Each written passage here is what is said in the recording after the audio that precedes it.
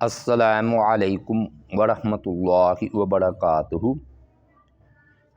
آج سیرت النبی صلی اللہ علیہ وآلہ وسلم کا لیکچر نمبر 75 جو ہے نا وہ انشاءاللہ ہوگا، اور انصار کی فضیلت اور اصحاب صفہ کی بارے میں ان کی فضیلت اور دین کے لیے ان کی قربانیاں، اس کا بیان ہوگا۔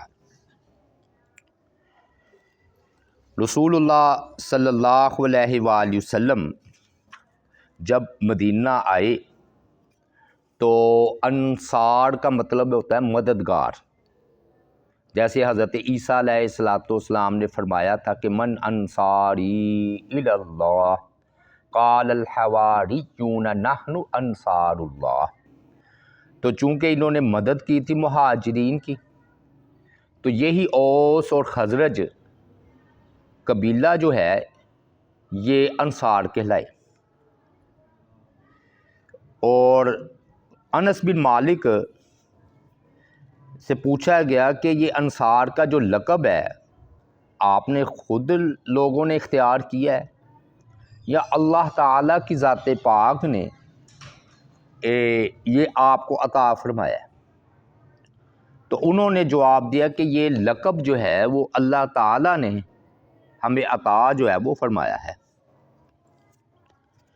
پھر یہ ان کی اتنی خدمات ہیں انصار کی کہ جب نبی علیہ السلام مدینہ تشریف لے گئے ہیں تو یہ استقبال کے لیے باہر آئے ہیں، اور انہوں نے معاہدہ یہ کیا کہ جس طرح ہم اپنے بال بچوں کی حفاظت کرتے ہیں اس طرح ہم آپ کی حفاظت کریں گے۔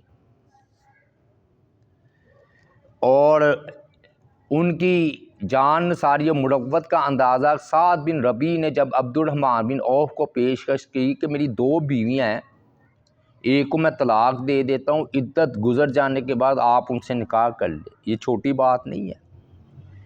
اور اسی طرح سلیم انصاریہ تھی، یہ جو خادم ہے نا انس رضی اللہ تعالی عنہ، جنہوں نے 10 سال نبی علیہ السلام کی خدمت کی، انصار میں سے تھے، اور انہوں نے اپنا بچہ آپ کی خدمت کے لیے وقف کر دیا۔ اور اسی طرح ابو طلحہ ہیں وہ انصاری، یہ وہ صحابی ہیں جنہوں نے تیروں اور تلواروں کے وار اپنے ہاتھوں پر روکے ہیں کہ وہ نبی علیہ السلام تک وہ تیر جو ہے نا نہ پہنچ پائیں۔ اور سعد بن حارث ہیں، یہ ایسے انصاری صحابی ہیں کہ جن کے بارے میں نبی علیہ السلام نے فرمایا کہ اللہ میرے ماں باپ تم پر قربان، تو یعنی کہ تیر خوب چلاؤ، میرے ماں باپ تم پر قربان، تیر خوب چلاؤ۔ اور ابو دجانہ رضی اللہ تعالی عنہ شمشیر زنی، ہاں جی، فرمایا کہ یہ اس تلوار کا حق کون ادا کرے گا؟ تو یہ انصاری تھے، انہوں نے کہا کہ میں ادا کروں گا، تو پھر انہوں نے واقعی حق ادا کیا۔ اور سعد بن معاذ یہ ایسے انصاری ہیں کہ ان کی وفات پر عرش الہی بھی جو ہے نا حرکت میں آ گیا، بعض کہتے ہیں جھوم اٹھا، چلو حرکت میں آ گیا، جھوم اٹھا۔ اور ابو حنظلہ ان کی اطاعت دیکھی کہ شادی ہوئی ہے، اور جو ہے نا یہ شادی کی رات جہاد کا حکم ہوا تو سیدھے میدان جہاد میں پہنچے، اور ان کی شہادت ہوئی تو فرشتوں نے ان کو غسل دیا، اور غسیلے جو ہے نا ملائکہ کے طور پر مشہور ہوئے۔ انہی انصار میں سے معاذ بن جبل بھی ہیں۔ نبی علیہ السلام نے فرمایا کہ اگر تم نے حلال و حرام سیکھنا ہو، یعنی کہ سب سے زیادہ حلال و حرام کہ جو ہے نا وہ ماہر علم رکھنے والے وہ معاذ بن جبل ہیں۔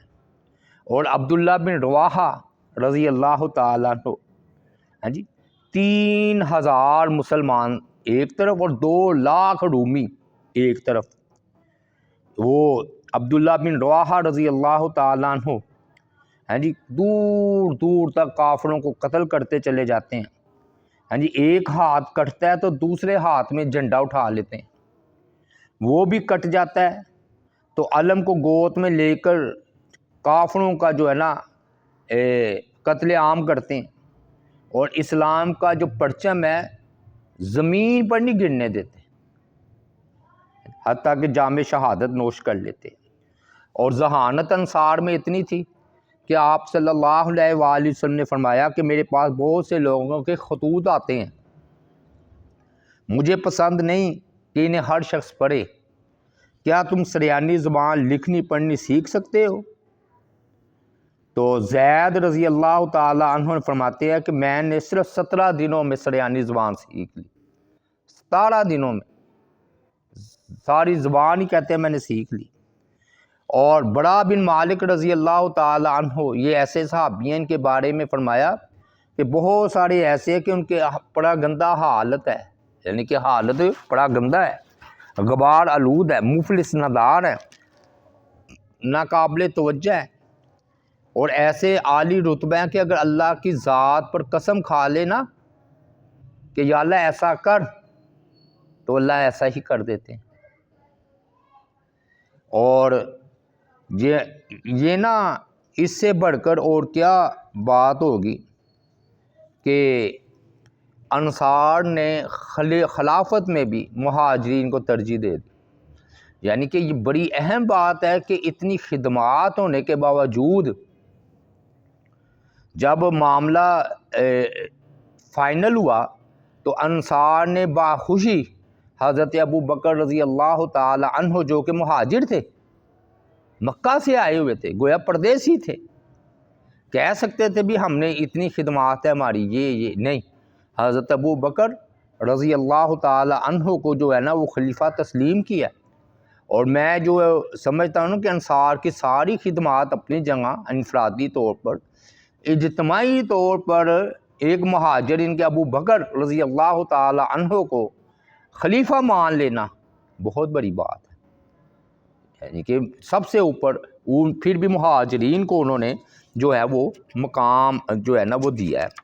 اور اسی طرح رسول اللہ صلی اللہ علیہ وآلہ وسلم نے انصار کی فضیلت بیان کرتے ہوئے فرمایا تھا کہ اے انصار، جس وادی یا گھاٹی میں چلیں گے میں بھی اسی وادی اور گھاٹی میں چلوں گا، اگر ہجرت نہ ہوتی تو میں بھی انصار کا ہی ایک فرد ہوتا، یعنی کہ مہاجر بن کر آیا ہوں نا ادھر سے، ورنہ میں کہتا میں انصار ہوں، مہاجر نہیں انصاری ہوں میں۔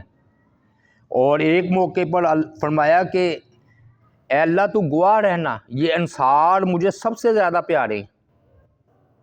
اور ایک موقع پر ایمان کی نشانی بتلا دی انصار کی محبت کو، فرمایا انصار سے صرف مومن ہی محبت رکھے گا اور اس سے صرف منافق ہی بغض رکھے گا، لہٰذا جو ان سے محبت کرے گا اللہ اس سے محبت کرے گا، اور جو ان سے بغض رکھے گا اللہ بھی اس سے بغض رکھے گا۔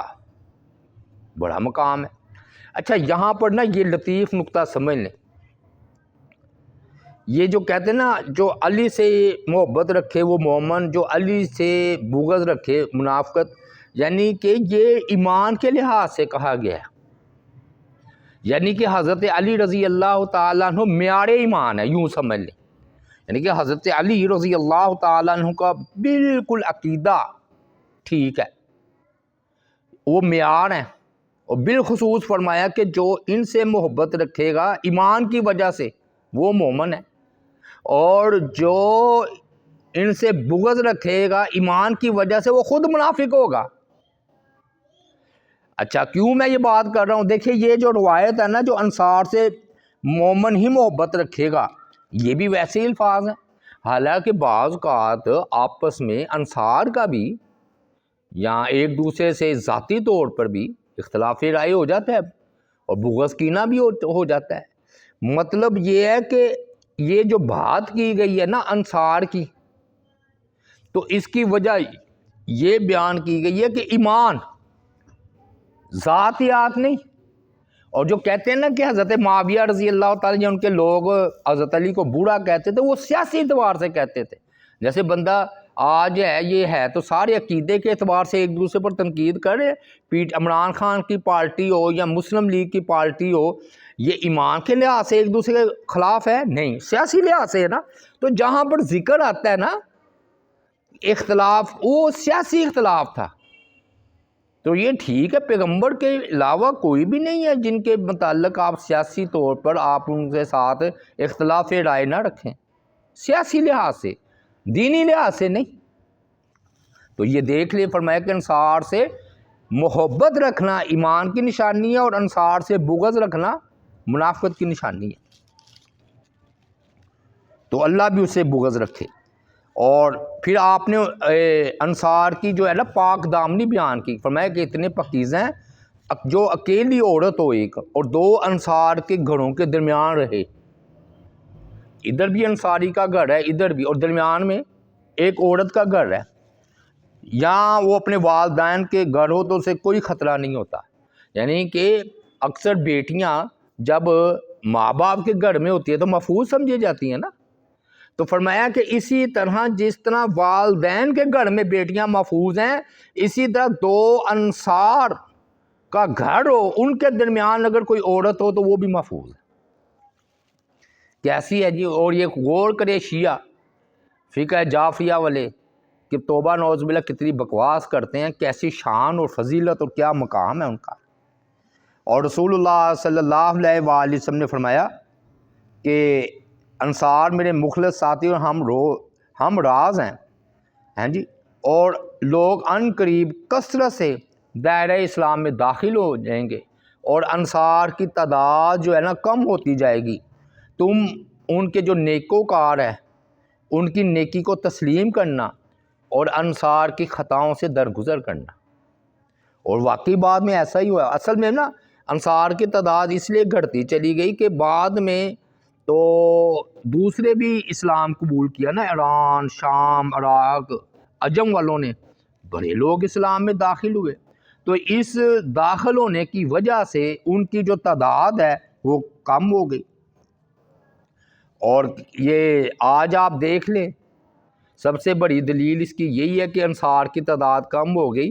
اکا دکا آپ کو انصار کی اولاد نظر آئے گی، باقی ہر کوئی یہ دعویٰ کرتا ہے کہ ہم حضرت علی رضی اللہ تعالی عنہ کی اولاد میں سے ہیں، یا فاطمہ الزہرا رضی اللہ تعالی عنہ کی اولاد میں سے ہیں. اور حتیٰ کہ آپ صلی اللہ علیہ وآلہ وسلم کے یہ انتہا ہے ان کے ساتھ محبت کی کہ جب ایک وقت میں نا آگے آئے گی بات جنگ میں نا مال غنیمت میں، تو مہاجرین کو یا دوسروں کو کوئی زیادہ مال دے دیا تو انصار کو شکوہ پیدا ہوا کہ بھئی بشری تقاضے کے مطابق کہ ہمیں مال نہیں دیا گیا. تو آپ صلی اللہ علیہ وآلہ وسلم نے ادھر لمبی گفتگو فرمائی، خطبہ دیا، اور اس میں فرمایا کہ اے انصار کیا تم اس بات کو پسند نہیں کرتے کہ لوگ مال و دولت اپنے گھر لے جائیں اور تم محمد صلی اللہ علیہ وآلہ وسلم کو اپنے گھر لے جاؤ. کہتے ہیں وہ صحابہ کرام انصار اتنا روئے کہ ان کی داڑھی جو ہے نا وہ بھیگ گئی. یہ کیوں آپ نے فرمایا کہ تم اپنے گھروں میں مجھے لے جاؤ، یعنی کہ میرا جینا مرنا تمہارے ساتھ ہے. ٹھیک ہے مکہ میرا وطن ہے، بیت اللہ ہے، لیکن فرمایا کہ اب میں واپس نہیں جاؤں گا. یہ میں نے انصار کے جو ہے نا بھائیو مختلف حالات جو ہے نا وہ بیان کیا. اب ہم آتے ہیں اصحاب صفہ کی طرف. اصحاب صفہ جو ہے نا کون ہے؟ اصل میں نا یہ چھتی ہوئی جگہ کو کہتے ہیں صفہ. بعض نے چبوترا بھی مطلب کیا، مطلب ایک جگہ اور اوپر سے چیز جو ہے نا ہمارے ہاں جو ہے نا سائبان جسے کہتے ہیں، سایہ دینے والی جگہ. اور آپ نے دیکھا ہوگا کہ وہ چھت نما نہیں ہوتی، یعنی کہ اوپر اتنا آگے بڑھایا ہوا ہوتا ہے انہوں نے، گھاس بوس ڈال کر چھپڑ سا بنایا ہوتا ہے، اور نیچے وہ پھر آرام کرتے ہیں. تو یہ نا چھتی ہوئی جگہ کو کہتے ہیں صفہ. اور جب نبی علیہ الصلوۃ والسلام نے دو مہاجرین اور انصار کے درمیان رشتہ داری کروائی تو جن کے درمیان پھر نہ ہو سکی تو وہ پھر صفہ میں جو ہے آ کر نا جو مسجد نبوی کے پچھلی طرف ایک جگہ تھی ساتھ ہی متصل، ادھر آ کر وہ قیام کرتے تھے. حافظ ابن حجر رحمۃ اللہ علیہ نے فرمایا کہ صفہ مسجد نبوی کی پچھلی جانب چھتی ہوئی جگہ، سایہ دار جگہیں، جن صحابہ کرام کا گڑ باڑ نہ ہوتا وہ ادھر ہی آ کر ٹھہرتے تھے۔ اور سب سے پہلے مہاجرین جو صحابہ کرام ہیں انہوں نے ادھر آ کر رہائش اختیار کی ہے۔ اور بعض اوقات جب ارد گرد سے وفد آتے اسلام قبول کرتے تو ٹھکانہ ان کا کوئی نہ ہوتا، تو وہ پھر ادھر ہی ایمان لانے کے بعد ادھر ہی ٹھہرتا۔ اور بالخصوص وہ لوگ جو چاہتے تھے کہ ہم نے آپ کی رفاقت، آپ کی صحبت میں رہنا ہے، لیکن آپ کو دن رات ہی آپ کو دیکھنا ہے اور آپ کی تعلیمات سے ہم نے استفادہ کرنا ہے۔ اور اس میں ابو ہریرہ رضی اللہ تعالی عنہ آپ یوں کہہ سکتے ہیں کہ یہ اصحاب صفہ کے جو ہے سردار ہیں، کہہ سکتے ہیں۔ انہوں نے بھی ادھر ہی آ کر عارضی طور پر مستقل طور پر رہائش جو ہے اختیار کی۔ باقی جو اصحاب صفہ تھے یہ لازمی نہیں ہے کہ انہوں نے مستقل ہی اصحاب صفہ ہو، جن کی رہائش کا بندوبست ہو جاتا، جن کا کاروبار ٹھیک ہو جاتا، جو کہ شادی کا کسی کا بندوبست ہو جاتا تو وہ پھر ادھر چلا جاتا۔ تو بعد میں جو نیا وفد آتا ہے، نئے کوئی مسلمان ہوتے تو گویا یوں سمجھ لیجیے آج جیسے مدرسے میں لوگ آتے بھی ہیں چلے بھی جاتے ہیں پڑھ کر، اسی طرح وہ ماحول تھا۔ اور جب کسی اصحاب صفہ کو بلانا ہوتا تو نبی علیہ الصلوۃ والسلام ابو ہریرہ رضی اللہ تعالی عنہ کے ذریعے جو ہے لوگوں کو بلایا کرتے تھے۔ کیوں؟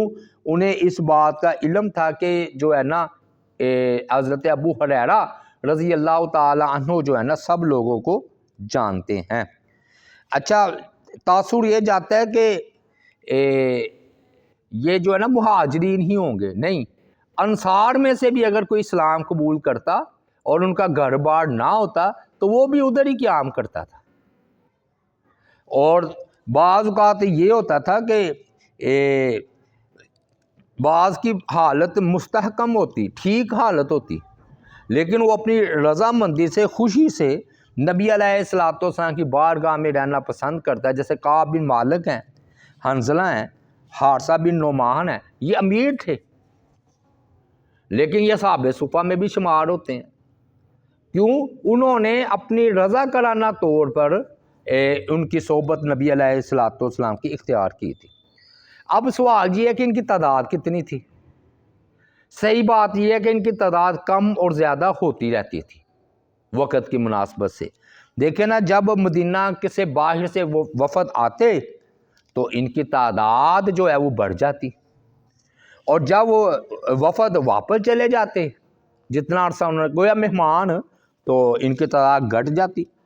بعض اوقات تعداد اتنی بڑھ جاتی کہ سعد بن عبادہ جو ہے یہ سردار تھے یا امیر آدمی تھے، 70 صحابہ کرام کو لے کر اصحاب صفہ کو اپنے گھر دعوت کے لیے لے جایا کرتے تھے، کھانا کھلانے کے لیے۔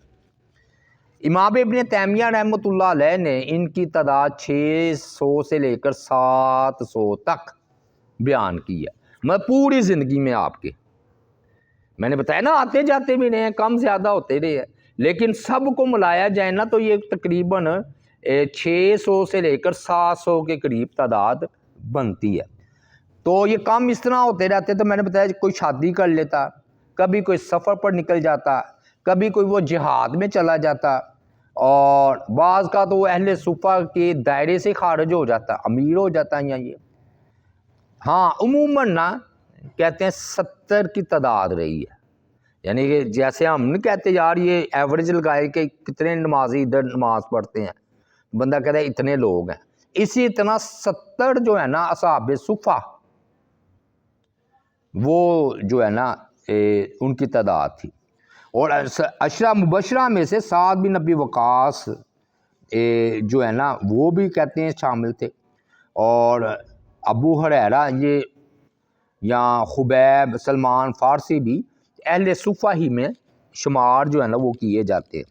اب انہوں نے نام بیان کیے ہیں تو وہ میں نے بتایا کہ وہ ایسے تکلف ہوگا، یعنی کہ ہم سب اس کو ملا کر انہوں نے 92 کی تعداد میں 90 اور 2 92 ان کی فہرست بھی بیان کر دیتے ہیں اور کہ بھی یہ جو ہے نا ان کی تعداد 92 تھی. اور نبی علیہ الصلوۃ والسلام نے جو ہے نا اصحاب صفہ کو الاوفاظ کہہ کر بھی پکارا ہے. الاوفاظ کا کیا مطلب؟ ملے جلے لوگ. کیونکہ یہ ہوتا تھا کہ یہ مختلف قبیلوں میں سے ایک قبیلہ نہیں نہ تھا، تو مختلف قبیلوں سے، مختلف جگہوں سے، مختلف علاقوں شہروں سے آتے تھے، تو اس لیے نبی علیہ الصلوۃ والسلام نے ان کو الاوفاظ کہہ کر جو ہے نا پکارا ہے. لباس اہل صفہ کا بھائی غربت کا دور تھا، کہتے ہیں کہ جسم کو گرمی اور سردی سے صحیح طور پر بچا نہیں پاتے تھے، ایسا لباس تھا وہ، یعنی کہ پورا لباس بھی نہیں ڈھانپ سکتے تھے.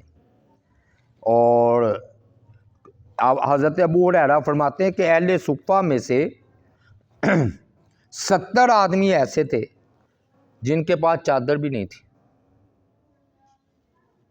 اور ایک روایت میں ہے کہ میں نے اہل صفہ کو 70 آدمیوں کو دیکھا کہ ان کے پاس صرف ایک کپڑا ہوتا تھا،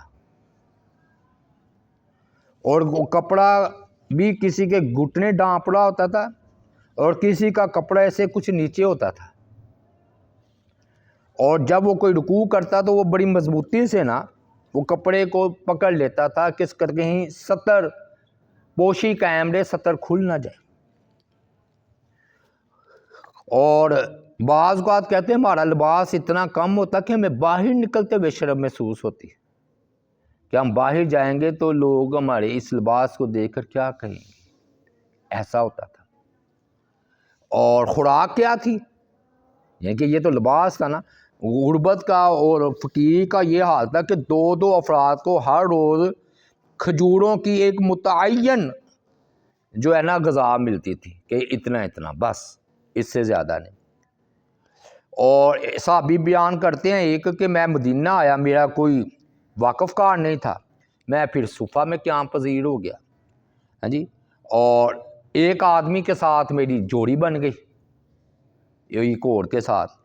ہم دونوں کو روزانہ 1 مد یعنی کہ 525 گرام کھجوریں ملا کرتی تھی. کتنی کم، 2 آدمیوں کے لیے ایک. اور ایک روز نبی علیہ الصلوۃ والسلام نے نماز پڑھائی.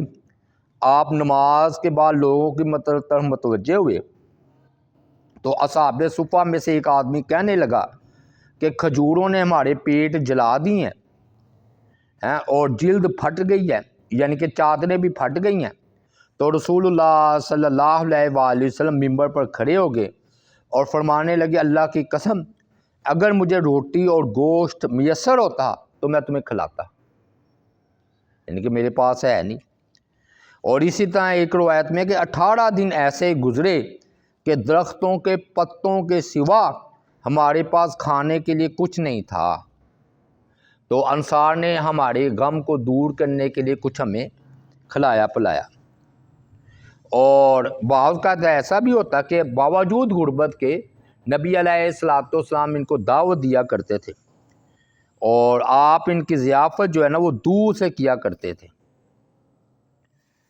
اور ایک مرتبہ آپ نے پکے ہوئے جو سے بڑی ہوئی رکابی اصحاب صفہ کے سامنے رکھی اور فرمایا کہ اس ذات کی قسم جس کے قبضے میں محمد صلی اللہ علیہ وآلہ وسلم کی جان ہے، یہی ایک یعنی کہ ہے کھانا جو آج رات محمد صلی اللہ علیہ وآلہ وسلم کے گھر میں موجود ہے.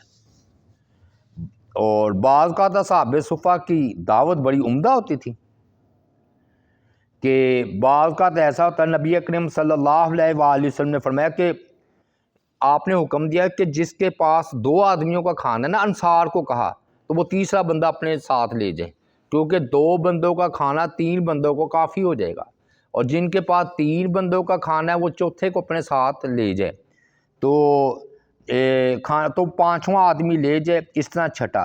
مطلب یہ ہے کہ آپ نے انصار کو ترغیب دی کہ تمہارے پاس اگر 2 بندوں کا ہے تو تیسرے کی گنجائش نکل آئے گی، وہ کوئی مسئلہ نہیں، تو وہ پھر وہ اپنے ساتھ جو ہے نا لے جاتے ہیں.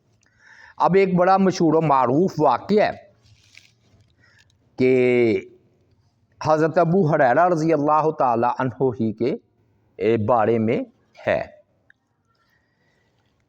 ابو ہریرہ کہتے ہیں اللہ کی قسم جس کے سوا کوئی معبود نہیں، میں رسول اللہ صلی اللہ علیہ وآلہ وسلم کے زمانے میں بھوک کے مارے زمین پر پیٹ کے بل لیٹ جاتا تھا، اور کبھی میں بھوک کی وجہ سے اپنے پیٹ پر پتھر باندھا کرتا تھا۔ ایک دن میں اس راستے پر بیٹھ گیا جہاں صحابہ گزرتے تھے۔ حضرت ابو بکر کا گزر ہوا، میں نے ان سے ایک کتاب اللہ کی ایک آیت کی تفسیر پوچھی، وہ یہی تھا کھانا کھلانے کی رغبت کے بارے۔ ہاں جی، تو میرے پوچھنے کا مقصد اندر سے یہی تھا کہ وہ مجھے کچھ کھانا کھلا دیں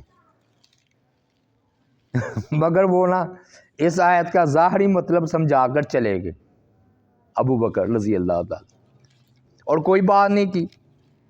پھر حضرت عمر میرے پاس سے گزرے، میں نے ان سے بھی قرآن مجید کی ایک آیت پوچھی، کھانا کھلانے کے بارے میں تھی۔ پوچھنے کا مقصد یہی تھا کہ وہ مجھے کھانا پلا دے، مگر وہ بھی چلے گئے اور کوئی بات نہیں کی۔ اس کے بعد نبی کریم صلی اللہ علیہ وآلہ وسلم آ گئے جن پر قرآن نازل ہوا تھا، وہ میرے پاس سے گزرے اور آپ مجھے دیکھ کر مسکرائے۔ آپ صلی اللہ علیہ وآلہ وسلم میرے چہرے سے میری مراد سمجھ لی، فرمانے لگے ابو ہریرہ، میں نے کہا لبیک اے اللہ کے رسول۔ فرمایا میرے ساتھ چلو۔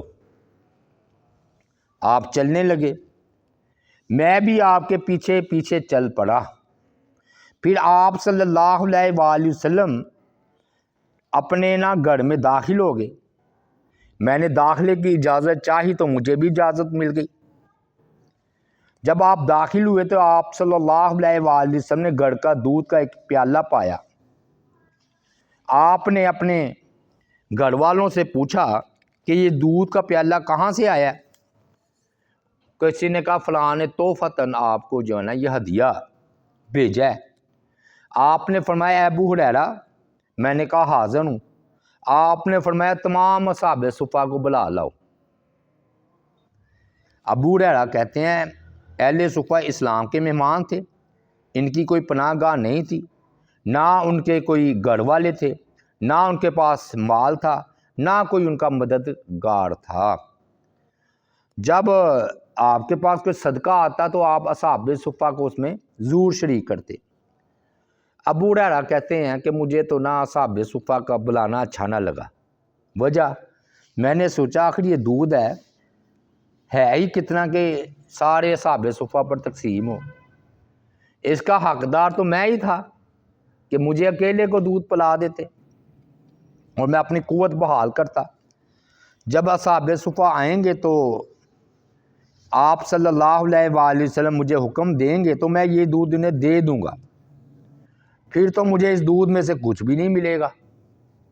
لیکن مجھے خیال تھا کہ اللہ اور اس کے رسول کی اطاعت کے علاوہ میرے پاس کوئی چارہ کار بھی نہ تھا۔ میں سوچتا اصحاب صفہ کے پاس پہنچا، انہیں بلایا، وہ آئے، انہوں نے اجازت طلب کی، اجازت دی گئی تو رسول اللہ صلی اللہ علیہ وآلہ وسلم کے گھر میں اپنی اپنی جگہ بیٹھ گئے۔ آپ صلی اللہ علیہ وآلہ وسلم نے فرمایا ابو ہریرہ، میں نے کہا لبیک اے اللہ کے رسول۔ فرمایا یہ پیالہ لے لو اور انہیں دے دو۔ چنانچہ میں نے پیالہ لے لیا، ہر آدمی کو وہ میں پیالہ دیتا جاتا تھا، وہ پھر پیتا جاتا اور پیٹ اس کا بڑھتا چلا جاتا اور مجھے پیالہ لٹا دیتا تھا، پھر دوسرے آدمی کو دیتا، وہ پیتا اور سیر ہوتا، یہاں تک کہ ہوتے ہوتے میں رسول اللہ صلی اللہ علیہ وآلہ وسلم کے پاس واپس آ گیا۔ وہ کہتے ہیں جب دوسری روایات میں ہے کہ جب 5-6 گزر گئے میں نے سمجھ گیا کہ معجزے کا اظہار ہو گیا۔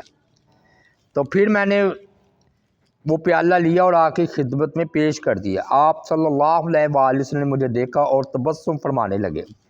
پھر فرمایا ابو ہریرہ، میں نے کہا لبیک اے اللہ کے رسول صلی اللہ علیہ وآلہ وسلم، اب تم اور میں باقی رہ گئے ہیں۔ میں نے کہا جی ہاں اے اللہ کے رسول۔ تو آپ صلی اللہ علیہ وآلہ وسلم نے فرمایا بیٹھ جاؤ اور پیو۔ اور میں بیٹھ گیا اور پینے لگا۔ اس دوران آپ صلی اللہ علیہ وآلہ وسلم مجھ سے بار بار فرماتے رہے پیو اور پیو، یہاں تک کہ میں نے کہا اب نہیں، اس ذات کی قسم جس نے آپ کو سچا رسول بنا کر بھیجا ہے، میں اب مزید نہیں پی سکتا۔ پھر آپ صلی اللہ علیہ وآلہ وسلم نے فرمایا مجھے دے دو۔ میں نے وہ پیالہ آپ صلی اللہ علیہ وآلہ وسلم کی خدمت میں پیش کر دیا تو آپ صلی اللہ علیہ وآلہ وسلم نے الحمدللہ کہا اور اس کا نام لے کر بقیہ دودھ بھی پی لیا۔ اس سے کیا پتہ چلتا ہے کہ دیکھیے کہ بعض کا معجزات کا بھی ظہور ہوتا تھا، اور ایک دودھ کا پیالہ کتنے افراد کو کافی ہو گیا۔ تو وہ منکرین معجزات غور کریں، پرویزی، سر سید احمد خان والے، کہ دیکھیے یہ کھلا ہوا معجزہ نہیں، اس کی کیا تویل ہو سکتی ہے، کہ اور کیا تویل کریں گے، کیا توجیہ بیان کریں گے۔ یہ ایک دودھ کا پیالہ ہے اور وہ سب کو کافی ہو گیا۔ اللہ تعالیٰ سے بھائیو دعا ہے اللہ تعالیٰ کی ذات پاک عمل کی توفیق عطا فرمائے۔ وما علینا الا البلاغ المبین۔